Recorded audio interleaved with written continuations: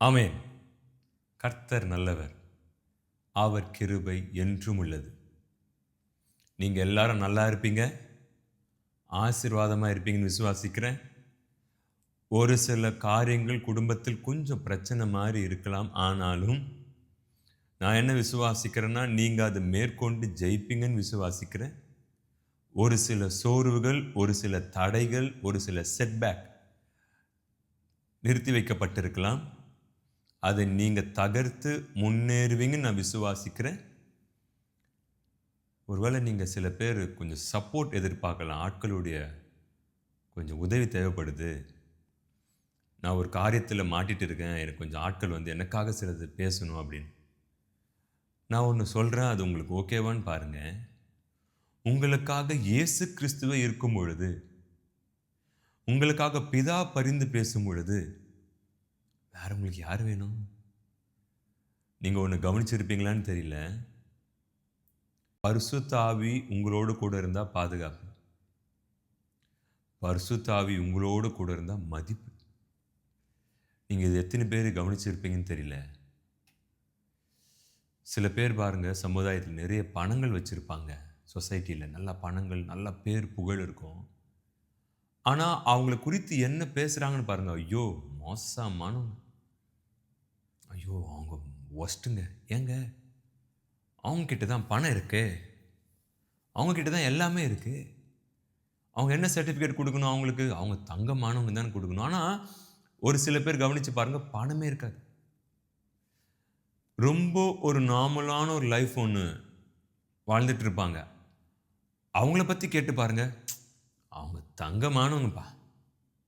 அவங்க அற்புதமானவங்கப்பா. அப்படின்னு சொல்லுவாங்க.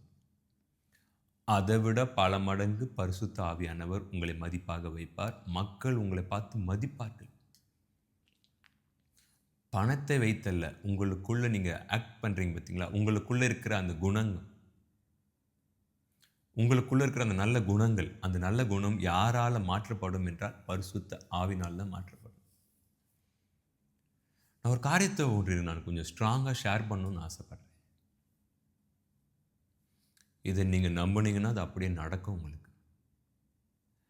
இது ஏதோ ஒண்ணு பேசுறாங்க அப்படின்னு நீங்க ஸ்கிப் பண்ணிட்டு போனீங்கன்னா, அது நடக்காது. நீங்க என்னாகமத்தின் புஸ்தகம் 13வது அதிகாரத்துல பார்த்தீங்க அப்படின்னா, கர்த்தர் சொல்றாரு, "நான் உனக்கு இந்த தேசத்த குடுப்பேன்" அப்படின்னு. இப்போ மோசே என்ன பண்றாருன்னா, 12 பேர அனுப்புறாரு. இந்த 13ஆம் அதிகாரத்த ஃபுல்லா போட முடியாது. ஒரு சில வசனங்கள் நம்ம வாசிக்கலாம். அதிலிருந்து நம்ம இன்னைக்கு சில வார்த்தைகள நம்ம பேசப் போகிறோம். அது நம்ம வாழ்க்கையில நடக்கப் போகுது. இப்போ இந்த மோசே சில ஆட்கள் அனுப்புறாரு. 12 பேர அனுப்புறாரு. அதுல 2 பேர் யாருன்னா, யோசுவாவும், கேலேபும். அதுல 10 பேர் வந்து அவங்க பேர்லாம் இது இருக்கு. இந்த 10 பேர் என்ன பேசுறாங்க தெரியுமா? நான் உங்களுக்கு ஒரு வசனம் வாசிக்கிறேன். கவனிங்க. 13:31 இருந்து வாசிக்கிறேன். அவனோடு கூட போய் வந்த மனிதரோ, நாம் போய் அந்த ஜனங்களோடு எதிர்க்க நம்மாலே கூடாது. அவர்கள் நம்மை பார்க்கிலும் பலவான்கள் என்றார்கள். நாங்கள் போய் சுற்றி பார்த்து வந்த அந்த தேசம் தன் குடிகளை பட்சிக்கிற தேசம். நாங்கள் அதிலே கண்ட ஜனங்கள் எல்லாரும் மிகவும் பெரிய ஆட்கள். அங்கே ராட்சத பிறவியான ஏனாக்கின் குமாரனாகிய ராட்சதரையும் கண்டோம். நாங்கள் எங்கள் பார்வைக்கு வெட்டுக்கிளியை போல் இருந்தோம், அவர்கள் பார்வைக்கு அப்படியே இருந்தோம் என்று சொல்லி, இப்படி இஸ்ரவேல் புத்திரருக்குள்ளே தாங்கள் சுற்றி பார்த்து வந்த தேசத்தை குறித்து துர்ச்செய்தியை பரம்ப செய்தார்கள். அந்த வேர்டை நல்லா கவனிங்க. துர்ச்செய்தியை பரம்ப செய்தார்கள் அப்படின்னா பேட் நியூஸ். 12 பேர்ல 10 பேர் என்ன நியூஸ் கொடுத்திருக்காங்க? Bad news. ஆனா அந்த யோசுவாவும் கேலப் என்ன கொடுக்குறாங்கன்னு பாருங்க. அதே அதிகாரத்தில் 23, பின்பு அவர்கள் எஸ்கோல் பள்ளத்தாக்கு மட்டும் போய் அங்கே ஒரு குலை உள்ள ஒரு திராட்சை கொடியை அறுத்தார்கள். அதை ஒரு தடியில 2 பேர் கட்டி தூக்கி கொண்டு வந்தார்கள். மாதுளை பழங்களும் அத்தி பழங்களும் சிலவற்றை கொண்டு வந்தார்கள். இவங்க சொல்றாங்க, நாங்க இதெல்லாம் பார்த்தோங்க. என்னங்க பார்த்தீங்க? தடியில பார்த்தா திராட்சை கொடைலாம் எடுத்துட்டு வராங்க. ஆனா இந்த 10 பேர் என்ன பேசுறாங்க தெரியுமா? ஐயோ, அங்க ஏனாக்கியர் இருக்கிறாங்க. அங்க ராட்சத மனிதர் இருக்கிறாங்க. இவங்க இப்படி துர்ச்செய்தி கொடுத்த உடனே 14th சாப்டர் ஒரு வசனம் வாசிக்கிறேன், கவனிங்க. அப்பொழுது சபையார் எல்லாரும் கூக்குரலிட்டு புலம்பினார்கள். ஜனங்கள் அன்று ராம் முழுதும் அழுது கொண்டிருந்தார்கள். ஏன் அழுதாங்க அப்படின்னா, உங்களுக்கு தெரியும் வசனம் 33ல அந்த 10 பேர் என்ன பண்றாங்க? துர்ச்செய்தியை கொடுக்குறாங்க, பேட் நியூஸ் கொடுத்துட்டாங்க. அந்த பேட் நியூஸ் அவங்க கேட்ட உடனே இப்ப என்ன பண்றாங்க? எல்லாரும் அழுகுறாங்க. வசனம் 2, இஸ்ரவேல் புத்திரர் எல்லாரும் மோசேக்கும் ஆரோனுக்கும் விரோதமாக முறுமுறுத்தார்கள். சபையார் எல்லாரும் அவர்கள் நோக்கி, எகிப்து தேசத்திலே செத்து போனோம், ஆனால் நலமா இருக்கும். இந்த வனாந்திரத்தில் நாங்கள் செத்தாலும் நலம். நாங்கள் பட்டயத்தால் மடியும்படிக்கும் எங்கள் பெண் ஜாதிகளும் பிள்ளைகளும் கொள்ளையாகும்படிக்கும் கர்த்தர் எங்களை இந்த தேசத்திற்கு கொண்டு வந்தது என்ன? எகிப்துக்கு திரும்பி போகிறது எங்களுக்கு உத்தமம் அல்லவோ என்றார்கள். இன்னும் நிறைய காரியம் அப்படி பேசிட்டே போவாங்க. வசனம் 4 கவனிங்க. பின்பு அவர்கள், நாம் ஒரு தலைவனை ஏற்படுத்தி கொண்டு எகிப்துக்கு திரும்பி போவோம் வாருங்கள் என்று ஒருவர் சொல்லிக் கொண்டார்கள். அப்பொழுது மோசேயும் ஆரோனும் இஸ்ரவேல் புத்திரரும் சபையாராகிய எல்லா கூட்டத்தாருக்கு முன்பாகவும் குப்புற விழுந்தார்கள். தேசத்தை சுற்றி பார்த்தவர்களில் நூனின் குமாரனாகிய யோசுவாவும் எப்னேனின் குமாரனாகிய காலேபும் தங்கள் வஸ்திரங்களை கிழித்து கொண்டு இஸ்ரவேல் புத்திரரின் சமஸ்த சபையும் நோக்கி, நாங்கள் போய் சுற்றி பார்த்து சோதித்த தேசம் மகா நல்ல தேசம். கர்த்தர் நம்மில் பிரியமாய் இருந்தால் அந்த தேசத்திலே நம்மை கொண்டு போய் பாலும் தேனும் ஓடுகிற அந்த தேசத்தை நமக்கு கொடுப்பார். நல்லா கவனிங்க, அந்த 2 பேர் என்ன பேசுறாங்க அப்படின்னா, கர்த்தர் நம்மேல் பிரியமாய் இருந்தால் அந்த தேசத்திலே நம்மை கொண்டு போய் பாலும் தேனும் ஓடுகிற அந்த தேசத்தை நமக்கு கொடுப்பார். கர்த்தருக்கு விரோதமாக மாத்திரம் கலகம் பண்ணாதிருங்கள். அந்த தேசத்தின் ஜனங்களுக்கு நீங்கள் பயப்பட வேண்டியதில்லை. அவர்கள் நமக்கு இரையாவார்கள். அவர்களை காத்த நிழல் அவர்களை விட்டு விலகி போயிற்று. கர்த்தர் நம்மோடு இருக்கிறார், அவர்களுக்கு பயப்பட வேண்டியதில்லை என்றார்கள். அப்பொழுது அவர்கள் மேல் கல்லெறிய வேண்டும் என்று சபையார் எல்லாரும் சொன்னார்கள். உடனே கர்த்தருடைய மகிமை ஆசாரிப்பு கூடாரத்தில் இஸ்ரவேல் புத்திரர் எல்லாருக்கும் முன்பாக காணப்பட்டது. கர்த்தர் மோசேயை நோக்கி, எதுவரைக்கும் இந்த ஜனங்கள் எனக்கு கோபம் உண்டாக்குவார்கள்? தங்களுக்குள்ளே நான் காட்டின சகல அடையாளங்களையும் அவர்கள் கண்டு எதுவரைக்கும் என்னை விசுவாசியாதிருப்பார்கள்? 10 பேர் பேசுனது பொய் இல்லை, உண்மை. அவங்க அங்கே உண்மையை ஏனாக்கரை பார்த்தாங்க. ஏங்க, நீங்கள் ஏதோ நீங்கள் ஒரு காவல்துறையில் இருக்கீங்க, உங்களுடைய உயர் அதிகாரி அங்கே என்ன பிரச்சனை கொஞ்சம் பார்த்துட்டு வா, எவ்வளோ பேர் கேதராக இருக்கிறாங்க, இந்த ஏரியாவில் பிரச்சனைன்னு கேள்விப்பட்டேன் அப்படின்ட்டு உங்களை அனுப்புகிறாங்க. நீங்கள் போய் என்ன சொல்வீங்க? இல்லை நம்ம ஈஸியாக அவங்களை வீழ்த்திடலாம், அதெல்லாம் ஒன்றும் இல்லை, அப்படி பேசுவீங்களா? சார், அங்கே இத்தனை ரவுடி இருக்காங்க சார், இவ்வளோ கூட்டம் இருக்குது சார், அவங்க ஒரு 1000 பேர் இருப்பாங்க சார், நம்ம ஒரு அட்லீஸ்ட் 2000 பேர்னா போகணும் சார், இப்படி பேசுவீங்களா? சார், நம்ம ஒரு 2 பேர் போதும் சார், வீழ்த்திடலான்னு பேசுவீங்களா? நீங்கள் ப்ரெசண்ட் நீங்கள் என்ன பார்க்குறீங்க, உண்மையாக நீங்கள் என்ன பார்க்குறீங்க அதை கொடுப்பீங்க. அதுக்கப்புறம் தான் அவங்கள எப்படி தாக்கலாம், எப்படி அட்டாக் பண்ணலான்னு அதுக்கப்புறம் தான் நீங்கள் பதில் கொடுப்பீங்க. ஆனால் ஃபஸ்ட் என்ன சொல்லுவீங்க? ப்ரெசண்ட் என்ன இருக்குது அதை பேசுவீங்க. அதை தான் அந்த 10 பேர் சொன்னாங்க. ஆனால் அந்த 2 பேர் என்ன சொன்னாங்க தெரியுமா? இது எங்கள் போதகர் அழக விளக்கத்தை கொடுத்தார். அந்த 10 பேர் பேசுனது உண்மை, யோசுவாவும் கேலபும் பேசுனது சத்தியம். உண்மை சில சமயம் மாறும், சத்தியம் மாறாது. இது எங்கள் போதகர் பேசின வார்த்தை. எதற்காக இந்த வார்த்தையை உங்களுக்கு எடுத்துகிட்டு வந்தேன் தெரியுமா? என்னோட கூட சேர்ந்து நீங்கள் ஃபோனில் பார்க்கலாம், இப்போ இல்லை டிவியில் பார்த்துட்ருக்கலாம், எப்படியோ நீங்கள் பார்த்துட்ருக்கலாம். என் கூட சேர்ந்து ஒரு வார்த்தையை சொல்லுங்கள், இது என்னுடைய வாழ்க்கை, இந்த வாழ்க்கையை நான் தான் தீர்மானிப்பேன். எப்படி தீர்மானிப்பேன் என்றால், பிதாவாகிய தேவன் குமாரனாகிய இயேசு கிறிஸ்துவை இந்த பூமியில் அனுப்பினார். அவர் எனக்காக இரத்தம் சிந்தினார், அவர் எனக்காக அடிபட்டார், அவர் இரத்தத்தினால் நான் குணமாயிருக்கிறேன். என் மீது சாபம் அல்ல, என் மீது சந்ததியின் சாபம் அல்ல. பிசாசு எப்பேற்பட்ட தடையை கொண்டு வந்து போட்டாலும் நான் தீர்மானிப்பேன். எப்படி தீர்மானிப்பேன் என்றால், தாம் சொன்னபடியே 3ஆவது நாள் உயிர் தெழுந்தார். அந்த வல்லமை விசுவாசிக்கிற அந்த வல்லமை எனக்குள்ள இருக்கிறது. நான் தனியாக தீர்மானிக்க முடியாது. இவருடைய அதிகாரத்தோடு இவரோட வல்லமையோடு நான் தீர்மானிக்கிறேன். ஆகவே இந்த வாழ்க்கை ஒரே ஒரு வாழ்க்கை, இயேசு கிறிஸ்துவோடு இணைக்கப்பட்டு நான் தீர்மானிக்கிறது ஒவ்வொன்றும் நடக்கும்.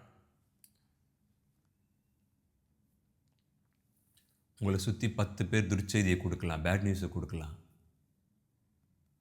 நீங்கள் அதை நம்பினீங்கன்னா அது அப்படியே நடக்கும். என் ஹார்ட்டில் சின்ன அடைப்பு இருக்குது, அது கேஸ்ட்ரிக் ப்ராப்ளம். இல்லை ஒருவேளை ஹார்ட் அட்டாக்காக இருக்குமோ, டாக்டர் சொன்னாங்க ஹார்ட் அட்டாக்கு.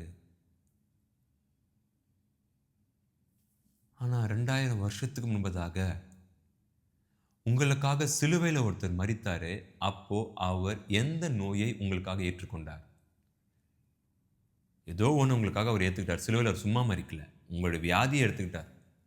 இல்லை உனக்கு 50 வியாதி இருக்கா, 40 வியாதியை நீ வச்சுக்கோ, 10 வியாதி தான் எடுத்துப்பேன் அப்படி சொன்னாரா? அல்லது உன் வாழ்க்கை ஃபுல்லாக நீ சுகமாக இருக்கணும்னு சொன்னாரா? Your life you have to decide. தனியாக தீர்மானிக்க முடியாது. அப்பா அம்மா வேணும், அட்வைஸ் வேணும்.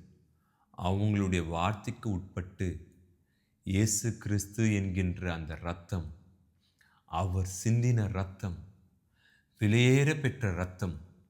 பிசாசு உங்கள் வாழ்க்கையில் சில காரியங்களை பேசுவான், தீர்மானிக்கூடாது. உங்களை சுற்றி இருக்கிற ஆட்கள் நெகட்டிவாக பேசுவாங்க, நோ விடு பார்த்துக்கலாம், அவள் தான், இது நமக்கான தலைவிதியை மாற்ற முடியும். எப்படி மாற்ற முடியும் என்றால் இந்த வேத வசனத்தின் மூலமா நீங்களும் நானும் மாற்ற முடியும்.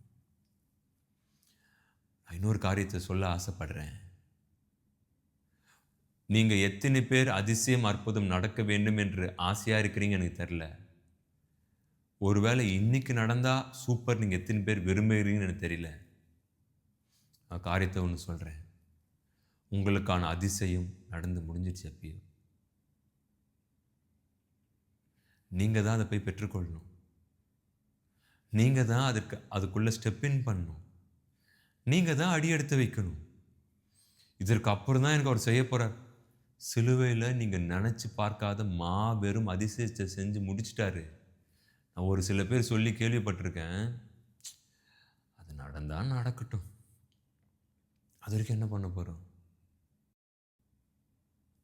அது வரைக்கும் நான் வேலையை பார்ப்பேன். இல்லை, அவர் அதை நடத்துகிற வரைக்கும் நீங்கள் அந்த இடத்துல தான் காத்திருக்கணும். அவர் உங்களை கைப்பிடித்து தூக்குற வரைக்கும் நீங்கள் அங்கே தான் இருக்கணும். எங்க ஜெபத்தை விட்டுட்டீங்க? எங்க ஜெபிச்சு நடக்கிற மாதிரி தெரியலாம். நீங்கள் நானும் ஒரு வட்டத்தை வரைஞ்சு கொண்டோம். என்ன வட்டம்? இந்த 3 மாதத்துக்குள்ளே இது நடந்தால் ஓகே, அப்படி நடக்கலாம், அட போப்பா.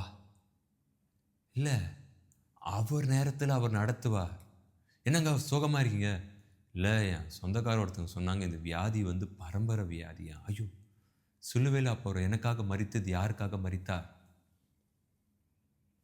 சிலுவையில் ரத்தம் சிந்தினார், யாருக்காக சிந்தினார்? ஏசப்பா சிந்தின ரத்தம் பவர்ஃபுல் இல்லையா? அவர் ரத்தம் உங்கள் சந்ததியின் சாபத்தை சரி செய்யாதா?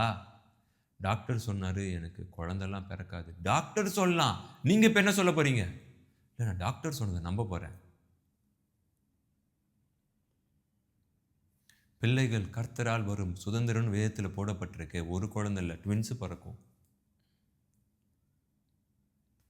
உங்கள் கையில் தான் உங்கள் அதிசயம் காத்திருக்கு. நீங்கள் அதற்காக எவ்வளோ ஹார்ட் ஒர்க் போடுறீங்களோ, நீங்கள் எவ்வளோ ஜபத்தில் தரித்திருக்கிறீங்களோ, ஒரு கட்டத்துக்கு மேலே அந்த அதிசயம் கதவை தட்டும். தயவு செய்து போதும், நிப்பாட்டு ஜபத்தை. அவர் என்னை அனுப்பிட்டாரு, இந்தா வாங்கிக்கோ. 10 பேர் துர்ச்செய்தியை கேட்ட உடனே எல்லாரும், அந்த சபையில் இருக்கிற எல்லாரும் ஆர்ப்பரிக்கிறாங்க. ஏய், நாங்கள் வனாந்திரத்தில், நாங்கள் எகிப்தில் செத்துருப்போம், நாங்கள் திருப்பி எகிப்துக்கு போகிறோம். அவங்க மறந்துட்டாங்க. செங்கடலை கர்த்தர் 2 பிளந்து கூட்டு வந்ததை மறந்துட்டாங்க. இன்னைக்கு நீங்களும் நானும் கர்த்தர் நம்ம வாழ்க்கையில் from the beginning till today செய்த அதிசயத்தை மறந்துட்டோம். ஆகவே தான் மற்ற நபர் சொல்றதை நீங்கள் நம்பிட்டு அமர்ந்துட்டு இருக்கீங்க. பிசாசு பேசுறதை நம்பிட்டு அமர்ந்துட்டு இருக்கீங்க. உங்கள் பலவீனம் உங்ககிட்ட பேச நம்பி அமர்ந்துட்டு இருக்கீங்க. ஆனால் ஒருத்தர் சொல்றாரு, நான் உனக்காக மரித்து உயிர் தெழுந்திருக்கிற, எந்த விதமான நோயும் மேலே இல்லை, எந்த விதமான தடையும் மேலே இல்லை, நீ முன்னேறி போய் கொண்டு இரு, நான் உன் கூட இருக்கிறேன், நான் உனக்கு துணையாக இருக்கிறேன் அப்படின்னு ஒருத்தர் சொல்கிறாரு. ஆனால் அதை நான் கேட்கல. அதற்கு மாறாக துர்ச்செய்தியை பேசுகிறாங்க பார்த்தீங்களா, அவங்கள கேட்டுட்டேன். ஆகவே நான் அப்படியே அதிசயம் நடக்காமல் இருக்கு. அதிசயம் நடக்காமல் இருக்கிறதுக்கு பிசாசு காரணம் அல்ல, தேவனும் காரணம் அல்ல, நீங்கள் தான், நான் தான். நீங்கள் அதற்கான ஸ்டெப்பே எடுக்கல, நான் அதற்கான ஸ்டெப்பே எடுக்கல, நான் துதிக்கவே இல்லை. அதிசயம் நடந்ததுக்கு அப்புறம் நான் இதெல்லாம் செய்கிறேன், நான் பிஃபோராக ஆரம்பிச்சிருவேன். அது எப்படி என்னை கைவிட்டுருவார்? அந்த விசுவாசம் எனக்கு வேணும். அது எப்படி என்னை கைவிட்டுறாருன்னு பார்த்துருவோம்யா. அவர் உறுதியாக பற்றி கொண்டு இருக்கிறேன், அவரே நம்பிட்டு இருக்கிறேன். இந்த காரியத்தில் அவர் எனக்கு அதிசயம் செய்கிற வரைக்கும் நான் இங்கே தான் கிடப்பேன். நான் மரித்தா கூட மரிக்கிறேன், ஆனா அவரை ஒரு நாளும் மறுதலிக்க மாட்டேன், ஒரு நாளும் கடினமா பேச மாட்டேன். அவர் வந்து எனக்கு அதிசயம் செய்கிற வரைக்கும் என்னுடைய கால், என்னுடைய சரீரம் இந்த இடத்துல தான் இருக்கும். என் ஜெபம், என்னுடைய முழங்கால் அவருடைய சமூகத்துக்கு நேராக ஒவ்வொரு நாளும் முழங்கால் படிடும். இந்த வார்த்தை உங்களுக்கான வார்த்தை. உங்க வாழ்க்கையை நீங்க தான் தீர்மானிக்கணும். Medical report தீர்மானிக்கக்கூடாது. அது பேச்சை கேட்டு அநேக நீங்கள் அப்படியே ஜெபத்தை விட்டுட்டீங்க. நீங்கள் என்ன பேச போறீங்க திருப்பி? அந்த 2 பேர் சூப்பராக பேசுகிறாங்க, ஏப்பா எல்லாம் வாய் மூடுங்கப்பா. கர்த்தர் சொன்னபடியே அந்த தேசம் பாலும் தேனும் ஓடுகிற தேசம். நாம் அவங்களை ஈஸியாக சுதந்திரிக்கலாம். இந்த யுத்தத்தில் நம்ம ஜெயிக்கலாம். ஆனால் அந்த 10 பேர் சொல்கிறாங்க ஜெயிக்க வாய்ப்பில்லை. ஆனால் இந்த 2 பேர் சொல்கிறாங்க ஜெயிக்கலாம்யா, வாயா பார்த்துடலாம் அப்படின்றாங்க. What is your statement today? And what is your state today? அட்ஜஸ்ட்மெண்ட்டில் போக போகிறீங்களா, இல்லை எதிர்த்து போராட போகிறீங்களா? உங்களை ஒன்றும் பண்ண சொல்ல, பிலீவ், விசுவாசி. அந்த நடந்த மாதிரி ஆக்ஷனில் காமி, வேர்டில் காமிக்காத. அவர் செஞ்சுட்டாருன்னு காமிக்காத, வேர்டில் காமிக்காத, ஆக்ஷனில் காமி. உதட்ட அளவில் காமிக்காது, இருதயத்த அளவுலேருந்து காமி. உண்மையாக நடந்துடுச்சு அப்படின்னு காமி, நடக்கும். நிச்சயமாக நான் சொல்கிறேங்க, ஒரு நாள் உங்களுக்கு அதிசயம் நடக்கும். நான் உறுதியாக இந்த வேதத்தை கையில் வைத்துக்கொண்டு நான் பேசுகிறேன். நிச்சயமாக ஒரு நாள் கர்த்தர் உங்களுக்கு அதிசயம் செய்து தான் ஆக வேண்டும். ஏங்க காத்து கொண்டு இருக்கீங்க பல வருஷமாக, உங்களுக்கு செய்யாமல் யாரும் செய்ய போகிறார்? ஸோ துர்ச்செய்தியை கேட்டு சோர்ந்து போய் அமர்ந்திருந்தீங்கன்னா எழுந்துருங்க. மெடிக்கல் ரிப்போர்ட் என்னென்னா சொல்லட்டுங்க, அது முடியவே முடியாதுன்னு கொடுத்துருக்கட்டுங்க டாக்டரு, தூக்கி போடுங்க. ஏசாயா 53 எடுத்து வாசிங்க, தினமும் வாசிங்க. அது என்ன நோயாக இருந்தாலும், என்ன பரம்பரை நோய், என்ன சாபமாக இருந்தாலும் ஒரு செகண்ட் நல்லா கவனிங்க, ஒரு செகண்டில் மாற்றிடுவார். அவரால் மாற்ற முடியும். நான் ஒரு வார்த்தையை ஒன்று சொல்ல ஆசைப்படுறேன். உங்கள் பழைய ரிப்போர்ட் உங்களுக்கு நெகட்டிவாக வந்திருக்கு. ஆனால் இப்போ நீங்கள் எடுக்க போகிற ரிப்போர்ட் உங்களுக்கு பாசிட்டிவாக வரப்போகுது. நீங்கள் எந்த நோய் டாக்டர் இருக்குது ட்ரீட்மெண்ட் ஆரம்பிக்கணும்னு சொன்னாரோ அந்த நோய் உங்களுக்கு இல்லைன்னு புது ரிப்போர்ட்டில் வரப்போகுது. நீங்கள் விசுவாசித்தா இது அப்படியே நடக்கும். உங்களுக்காக நான் விசுவாசிக்க முடியாது, உங்களுக்காக நான் பேசலாம், உங்களுக்காக ஆவியானவர் வார்த்தைகளை கொடுக்கலாம். ஆனால் ஆவியானவர் கொடுக்குற வார்த்தையை நீங்கள் நம்பினா தான் உங்கள் வாழ்க்கையில் நடக்கும். உங்கள் வாழ்க்கையில் அதிசயம் நடக்கணும்னா ஃபஸ்ட்டு அதை நீங்கள் நம்பணும், எனக்கு நடக்கும். நீங்கள் நம்பலைன்னா அதிசயம் நடக்காது. இந்த வார்த்தை உங்களுக்கான வார்த்தை. சோர்ந்து போயிருந்தீங்களா? திரும்ப எழுந்துருங்க. நெகட்டிவான கமெண்ட்டை, நெகட்டிவான வார்த்தையை கேட்காதீங்க. அந்த 2 பேர் பேசுனாங்க, அந்த நபராக இருங்க. ஏசாயா 53 அதிகமாக வாசிங்க. நோயில் இருக்கீங்களா, வியாதியில் இருக்கீங்களா, பிள்ளைலாம் பிறக்க போகிறது கர்த்தருடைய சுதந்திரம். கர்ப்பத்தின் கனி அவரால் வரும் சுதந்திரம். அது எப்படி எனக்கு வேதனையை கொடுத்துட்டு அவர் என்ன பண்ண போறாரு? ஏற்ற நேரம் வைத்திருக்கிறார், என் கதவுகள் திறக்கப்படும். இந்த வார்த்தை உங்களுக்கான வார்த்தை. நீங்கள் பிளெஸ்ஸிங்காக இருப்பீங்க, ஆசீர்வாதமாக இருப்பீங்க. மீண்டும் உங்களை சந்திக்கிறோம். கர்த்தர் உங்களை ஆசீர்வதிப்பார். ஆமேன். God bless you.